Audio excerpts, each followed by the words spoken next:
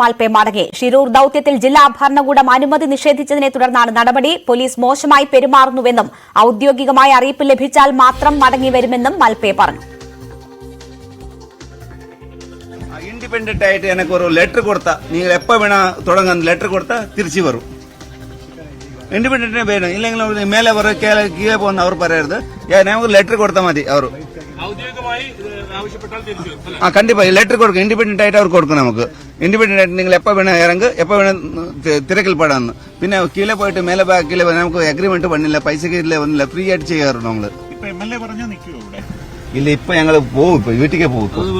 വീട്ടിൽ പോയിട്ട് പറയാം കുളന്നേക്ക് സുഖമില്ല. പിന്നെ ലെറ്റർ കൊടുക്കട്ടെ. അബ്ദുൽ അണ്ണന്റെ ഒരു വാർഡിന് സിലറ്റിന് തിരക്കാൻ പോയ സമയത്തിൽ അവിടെ അടിഭാഗത്തിലെ നമുക്ക് ഇത് കിട്ടിയത് വണ്ടി കിട്ടി ഞാൻ കേട്ട് മേലെ വിട്ട് എന്നാ ചെയ്യണം. ഇപ്പൊ ഒരു സ്കൂട്ടർ ഉണ്ട് അവിടെ, ആക്റ്റീവ് ആണ് നയ. അത് ഇവിടെ ലക്ഷ്മണന്റെ ഒരു ആക്റ്റീവ് ആണെന്ന് അതിനിപ്പോ കട്ടിട്ട് ഞാൻ മേലെ വന്നിട്ടുണ്ട്. നമുക്ക് ഒരു പൈസ വേണ്ട, ഒന്നും വേണ്ട. നമ്മൾ ഫ്രീ ആയിട്ട് ചെയ്യാർക്ക് നമുക്ക് എന്തിനാ Sunday പോടുന്നത്?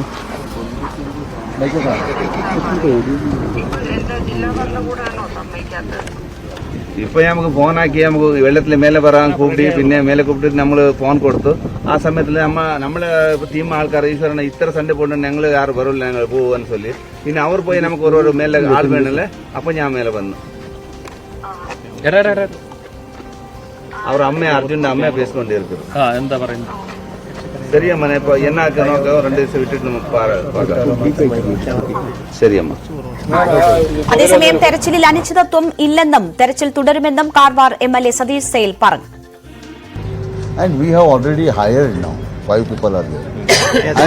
and for his support also we have taken as a friendly support. But he should not say something wrong to the. He has in Facebook he has made some statement, no, that nobody supported. Morning I wear the dress. See, they have to take the permission. Without permission they cannot give any help and all this. Tomorrow something happens wrong, some profile. You have the response. Oh, 100%. If we are here today, if we are there, and if we fall, then it is our risk. Police department is a risk. Coordination with both the people in good sense, there is no issue. They have also bought some 4-5 people. Contradictory should not happen. No? You got my point. That is happening. Tomorrow, that I have booked the ticket of this fellow, Indra Balan. General, this thing. He is from Delhi. He is coming tomorrow. Okay, and we will call Navy people. No, we have taken a decision that parallelly dredging and diving it is a little dangerous. So considering safety, that we are holding. When dredging stop, we will try to find solution. So let the dredging happen for some days and let us get some lead. Based on that, we can prioritize. We cannot say at this point of time. Our MLA sir has requested from the district administration some other teams with respect to other SCRF, NDRF will be joining tomorrow. So once that is done, SP is leading the search and rescue operation. He'll conduct a meeting and he'll take up. SDRF and NDRF team also join with the mission. SCRF, NDRF teams are available in the district. If required, they'll be joining. Will ask help from Ishar Malpa and his team. That depends. SP is taking he's head of search and rescue operations. He'll take a call. KV Baiju വിവരങ്ങളുമായി ചേരുകയാണ്. ബൈജു, ഈശ്വർ മാൽപയെ അനുനയിപ്പിക്കാനില്ല എന്നതാണ് Karwar MLA പറയുന്നത്. അദ്ദേഹം എപ്പോഴും ഭരണകൂടത്തിനെതിരെ സംസാരിക്കുന്നു തുടങ്ങിയ കുറ്റപ്പെടുത്തലുകളും MLAയുടെ ഭാഗത്തു നിന്നും ഉണ്ടാകുന്നു. ജില്ലാ ഭരണകൂടം എടുക്കുന്ന നിലപാട് എന്താണ്? ഈശ്വർ മാൽപെ ഒഴിവാകുന്ന സാഹചര്യത്തിൽ ഇനി തെരച്ചിൽ എങ്ങനെ മുന്നോട്ട് പോകും?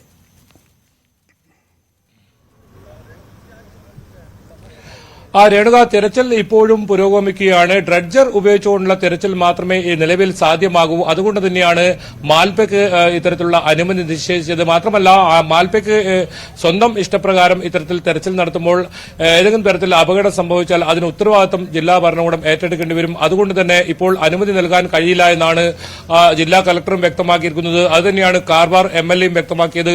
ഏതായാലും ഇപ്പോൾ ഏറ്റവും പ്രധാനം ഡ്രഡ്ജറാണ്. അത് ഇത്രയും വലിയ തുക കൊടുത്ത് ഇവിടെ കൊണ്ടുവന്നത് ആ ലോറി മണ്ണിൽ പൂർണ്ണ കിടക്കുന്ന ആ ലോറി പുറത്തേക്ക് എടുക്കാനാണ്. എന്തായാലും എനിക്ക് പിറകിൽ ആ ദൃശ്യങ്ങൾ കാണാം. ഡ്രഡ്ജർ ഉപയോഗിച്ചുകൊണ്ടുള്ള പ്രവൃത്തി ഇപ്പോഴും പുരോഗമിക്കുകയാണ്. ഇപ്പോൾ ആ ഡ്രഡ്ജർ നിൽക്കുന്ന ആ സ്ഥലത്താണ് ഈ ലോറി അപകടത്തിൽ ഉണ്ട് എന്ന്, ആ അപകടത്തിൽ ലോറി മണ്ണിനടിയിൽ പൂണ്ടുകിടക്കുന്നുണ്ട് എന്ന ഒരു നേവിയുടെയും അതുപോലെ തന്നെ നേരത്തെ റഡാർ പരിശോധനയിലും ഒക്കെ കണ്ടെത്തിയ സ്ഥലം, ആ സ്ഥലം കേന്ദ്രീകരിച്ച് നടത്തുകയാണ് ഇപ്പോൾ പരിശോധന. ഇന്ന് രാവിലെ ഒരു എഞ്ചിൻ ലഭിക്കുകയുണ്ടായി. പക്ഷേ അത് അർജുന്റെ ലോറിയുടെ എഞ്ചിനല്ല എന്ന് പിന്നീട് സ്ഥിരീകരണം വന്നു. എന്തായാലും നിലവിൽ കാര്യമായ വസ്തുക്കളൊന്നും ഇന്ന് അർജുന്റെ ലോറിയുടേതോ മറ്റു സംഭവങ്ങളൊന്നും കിട്ടിയിട്ടില്ല. ഒരു തടിക്കഷ്ണം മാത്രമാണ് അർജുന്റെ ലോറിയുടേത് ഇന്ന് ലഭിച്ചത്.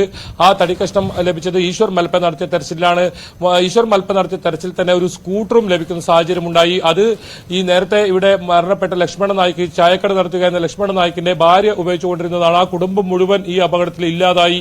അവരുടെ 2 കുഞ്ഞുമക്കളും ഭാര്യയും അടങ്ങുന്ന 5 പേരാണ് അവരുടെ കുടുംബത്തിൽ നിന്നും ഈ ദുരന്തത്തിൽ മരണപ്പെട്ടത്. നമ്മളിപ്പോൾ കാണുന്ന ദൃശ്യം അതേ സ്ഥലത്താണ് ആ ചായക്കട ഉണ്ടായിരുന്നത്. ഇവിടെ അപകടപ്പെട്ട സ്കൂട്ടറാണ് മീറ്ററുകൾക്കപ്പുറമുള്ള സ്ഥലത്ത് ഇത്തരത്തിൽ പതിക്കുകയും അവിടെ നിന്നും ഇപ്പോൾ പുറത്തെടുക്കുന്ന സാഹചര്യമുണ്ടായി. എന്തായാലും ഡ്രഡ്ജിംഗ് ഇപ്പോഴും പുരോഗമിക്കുന്നു. 6 മണിവരെ ഡ്രഡ്ജിംഗ് തുടരും.